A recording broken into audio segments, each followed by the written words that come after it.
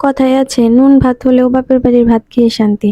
আসসালামু আলাইকুম, কেমন আছেন সবাই? আলহামদুলিল্লাহ, আমি অনেক ভালো আছি। আজকে চলে গেছিলাম আমার বাপের বাড়ি। হঠাৎ করে চলে গেছিলাম, কাউকে না জানিয়ে। একটা কাজের জন্য যাইতে হয়েছে আর কি। সকালে 12টার দিকে গেছিলাম আর সন্ধ্যার সময় চলে আসছি। বাড়ি যাওয়ার পরই দেখি আমার আম্মু আমাদের জন্য তেলের পিঠা বানিয়ে রাখছে। তেলের পিঠাটা অনেক মজা হয়েছিল। আমার মেয়ে একসাথে 3-4টা খেয়ে ফেলছিল। তারপর দেখি আম্মু অনেক রকমের ভর্তা বানাইছে, ভাজি করছে, ডিম ভাজি, মানে সবকিছু আমার পছন্দ মতো।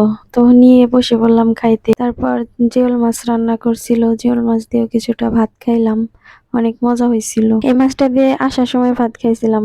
রান্না করছিল তাড়াহুড়া করে, তো দেখেন এখনো ধোয়া উঠছে। গরম গরম খাইছি।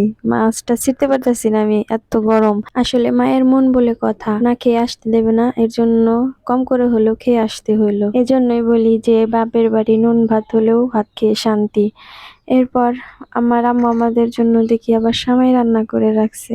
সেমাইটা আমি খাইতে পারি না, বেশি মিষ্টি অতটা পছন্দ না আমার, এজন্য খাইনি বেশি, তবু একটু খাইছিলাম। আজকে এ পর্যন্ত, সব ভালো থাকবে, আল্লাহ হাফেজ।